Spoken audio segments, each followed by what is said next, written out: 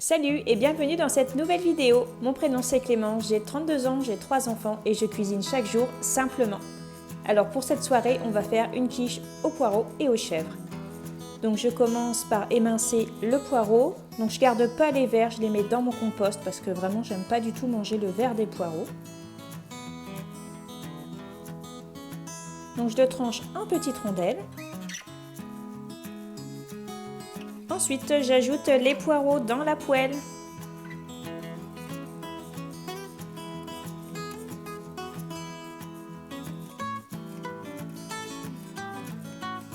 Ensuite, je vais ajouter une échalote à la préparation. Donc là, je vous montre mon filet d'échalote. Donc j'ai fait ça avec un collant. Je mets une échalote, je fais un nœud et je rajoute une échalote et ainsi de suite.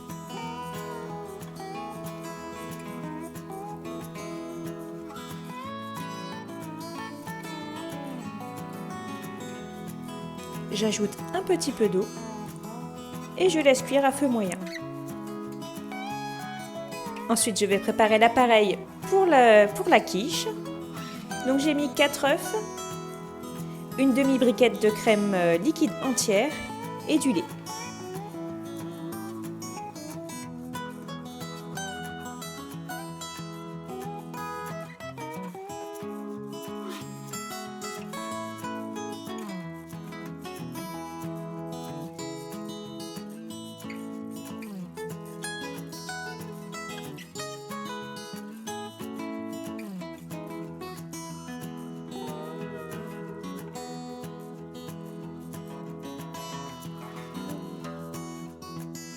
Ensuite, je fais des petits pic-pics à la pâte pour éviter que ça gonfle de trop.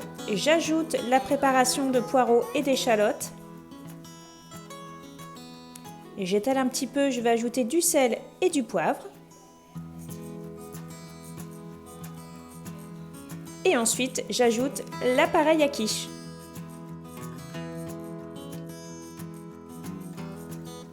Je découpe ma brique de chèvre en petites rondelles que j'ajoute sur la quiche. Je n'ai pas ajouté de gruyère, mais ça aurait peut-être valu le coup d'en ajouter, donc si vous en avez, vous pouvez en ajouter. Et voilà le résultat, une fois fini. Pour la deuxième soirée, j'ai préparé des buns avec un restant de viande hachée. Donc pour faire la pâte, j'ai mis 300 g de farine, un demi-cube de levure et j'ai ajouté de l'eau tiède, mais je ne pourrais pas vous dire en fait combien j'en ai ajouté puisque je fais à l'œil.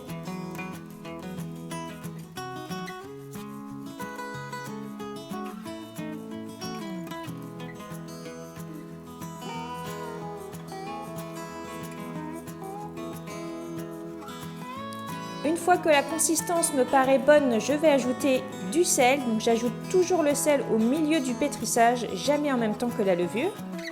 Et j'ai ajouté 5 g de gros sel, mais du sel fin c'est bien aussi. Ensuite j'ai formé une belle boule et j'ai laissé pousser sur mon poêle pour accélérer le processus.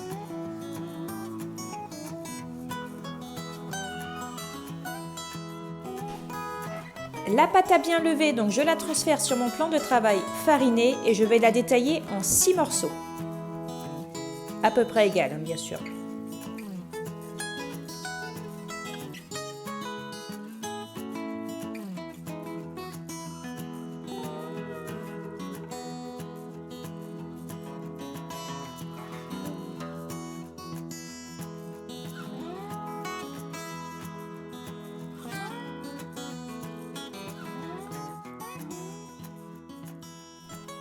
Je roule en boule chaque petit pâton.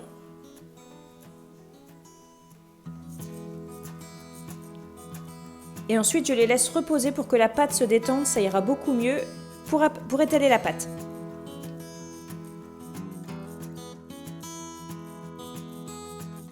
Je vais étaler la pâte sans trop étaler le milieu du pâton.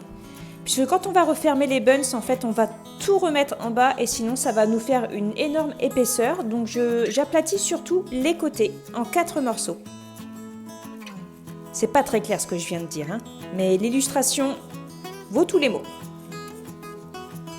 Ensuite, je vais garnir avec le restant de viande hachée que j'avais d'hier, mais vraiment vous pouvez mettre tout ce que vous avez pour le coup, hein. C'est un petit pain garni, vous y mettez ce que vous voulez.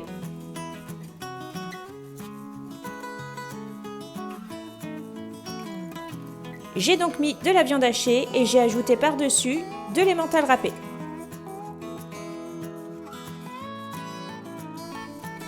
Pour refermer le pain, je vais prendre de l'eau, je vais humidifier chaque côté et je vais refermer et reformer une petite boule. Alors je me sers de mes doigts pour faire ça parce qu'on n'est pas sur Marmiton TV, donc je ne vais pas utiliser de pinceau.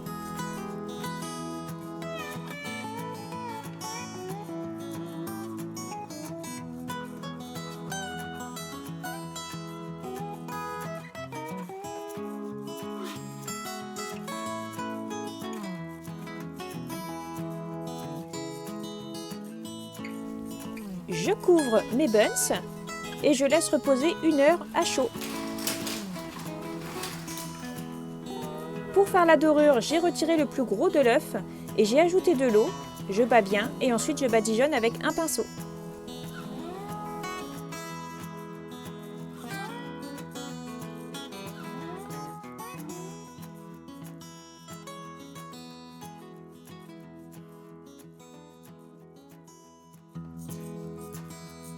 J'ajoute un mélange d'emmental râpé et de mozzarella. J'en ai ajouté sur tous, sauf sur celui de Valentin qui n'aime toujours pas le fromage fondu. J'ai enfourné pendant 20 minutes à 200 degrés. Et voilà, le résultat. On vient de les manger, honnêtement, c'était super bon. Merci d'avoir regardé cette vidéo. Pour ne pas louper mes prochaines vidéos, je t'invite à t'abonner.